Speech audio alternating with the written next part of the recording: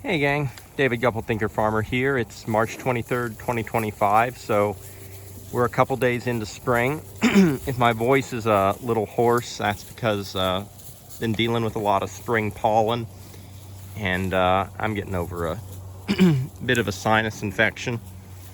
Nothing too serious. Today I wanted to talk a little bit about fine-tuning your animal performance as you move into spring forage. The forage you're dealing with in the spring, because Greenup is happening for us right now. You can kind of see, just looking at the pastures, you can see things are turning green from a couple weeks ago when I did a video.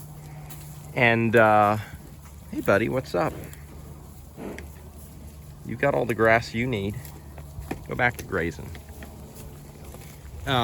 Anyway, so Greenup's happening right now. Spring forage is not the same as stockpiled fescue. In the video a couple weeks ago, I showed that I had several paddocks left that were each 20 to 30 acres in size that still had a really good grazing residual. And that's currently what we're grazing now. Right now we're in the field above the well pit. And next we're going into the weedy field and then Earl's field. And after that, we'll have finished grazing anything that has stockpiled fescue from winter, but that's going to take us two and a half weeks roughly to do that. So we'll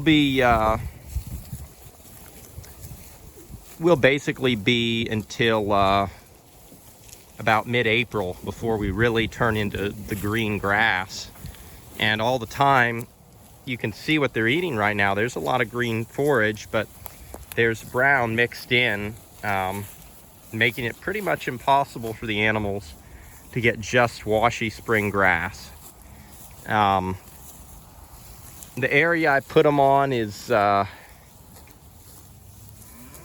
eyeballed it, y'all, so I'm just thinking in my mind, it's probably 2.5 acres is about what I gave them. It's Sunday afternoon. Ideally, I think I would have moved them this morning, but I was going to church, so you know, I make exceptions for God, and that's my priority Sunday morning. And I do chores and things with the farm on weekends because those things have to be done, but they can wait till the afternoon.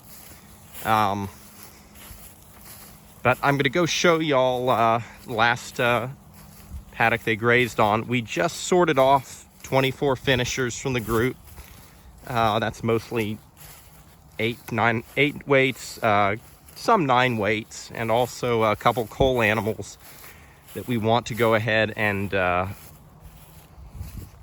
get finished out. We're going to start taking animals to the processor next month. So I gave them, I'm looking over it again, an acre's roughly basically 72 yards by 72 yards, or about 5,000 square yards if you want to approximate it. Yeah, I think 2.5 acres is a pretty close estimate to what we gave them today, especially when you incorporate the tree line. Previous day I gave them let me see. Today's Sunday, so Friday I gave them a little over 3 acres, I would say, or right at around that 3 acres. And what I concluded was that I probably should have given them, split that area into 3 days, or maybe moved at a different time. We had just taken off 24 animals, like I said, so I wasn't taking your heaviest eaters out of your group. Kind of changes. You have to readjust your eye as a grazer. And different parts of the paddock, I left them an extra day, so I moved them in Friday, and then this afternoon, Sunday, I moved them out of that area. And you can kind of see where the graze line is there. And just moved them about 20 minutes ago. And what I'm trying to do right now is not just balance their performance so that I could see from looking at the manure, which we're about to do, but to make sure that they're gaining weight now, because I mean, late winter your stockpile isn't as good. I'm sure they weren't putting on as weight as well as they're going to in another month. especially once we get into May. Late spring grass is going to be better than the beginning of spring. The forage quality will improve. I'm not only trying to get the animal performance right, I'm trying to also leave decent residual, because if I take all my solar collectors, your regrowth is going to be limited.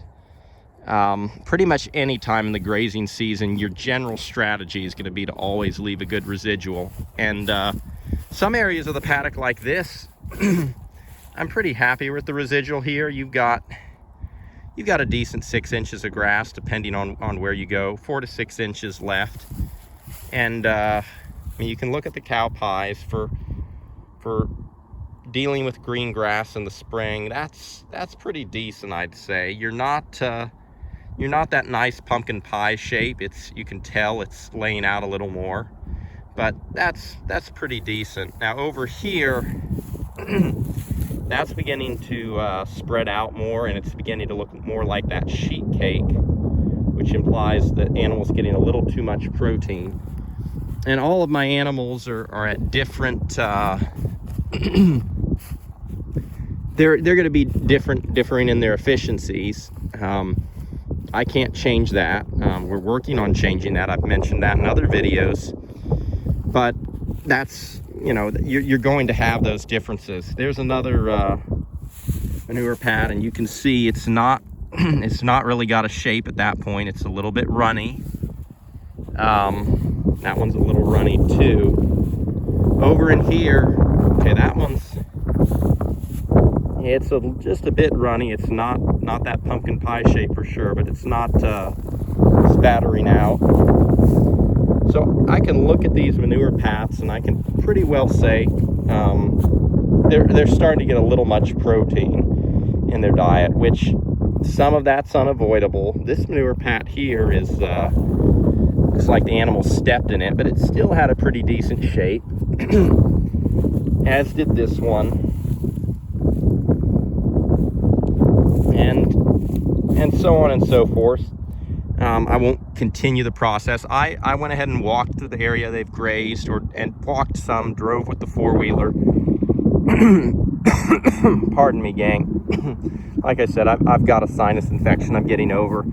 And I basically determined that the majority of the animals are still maintaining a pretty good consistency in going into spring on what they're on. So the animal performance is about right. I left them there the extra day because when I came the first day, they were not hungry at all. There were several manure pats that were getting a little runny, and so I said, well, they've left a lot of forage. They're not very hungry. I'm going to leave them another day.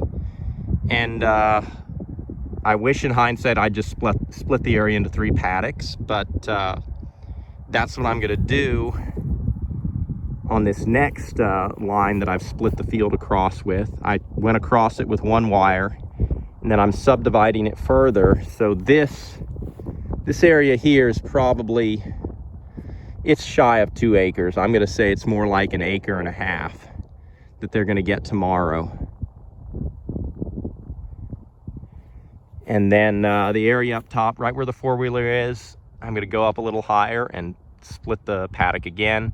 And so you'll end up with 3 paddocks that are all going to be hopefully 1.5 acres to 2 acres. This part of the field over there is not as productive as the center. That could be for several reasons. One obvious reason would be that right where the animals are right now is really close to the water point, and it's also really close to the nearest shade. And so this part of the field is going to have some of the best fertility, and hence some of the best stockpile. But yeah, so that's what I'm going to do for the next few days. I was giving them, when I originally moved them in here Friday, I gave them, I'd say, a little over 3 acres, or right at 3 acres. Now I'm dropping that down to 1.5 acres, 2 acres, and we'll see how that does going forward. And yeah, I'm just going to continue to watch the manure pats. One more quick thing. I'm watching their grazing residual. So I'm pretty open and honest. This right here, this is the goal. I didn't really want it. This forage here, part of it's the animals choosing to select, but this, I've basically left myself 2 inches. In the spring, your grass is gonna be forgiving because it's growing, and there's some moisture in the ground. Right here, it's a little dry, but we're gonna be getting, hopefully, some more rain. So I'm not really worried about a one-day grazing event where I take it down a little shorter. But for most of my spring grazing, I'll go ahead and walk down. I'm gonna try to leave 4 to 6 inches residual. And honestly, once we get into the really rapid growth of spring, because Greenup's happening now, you can kind of see if I just turn the camera. Greenup is happening now, but we've had some cold days. Last night it was in the 30s, and it's still, we're not getting really rapid growth. Honestly, we need more rain right now. It would not hurt us a bit to get some more rain, but a more ideal residual, in my opinion, and it's not just my opinion, most grazers would agree, you'd want to leave more like 4 to 6 inches, more like this. So come tomorrow, I'll say this, come tomorrow, the animals in the paddock they're in, they're probably going to have a little extra residual. I'm going to move them anyway. And just you live and learn as you go. You never get it just right, and you just continue to tweak it, observe, and I'll be able to remember, look back at this video and see what I did. And yeah, I'll leave it with that, gang. You're always trying to balance out your animal performance, your grazing, the residual you're leaving, what you're doing for the pasture, and also in the bigger picture, you don't want to get too far ahead of yourself in the spring, because right now, like I said, Greenup is still happening. I don't have fields that are 8 to 10 inches of grass, so I am rationing what's left of my stockpile and just mixing that green in with it. With that, gang, blessings for the journey, and keep it real.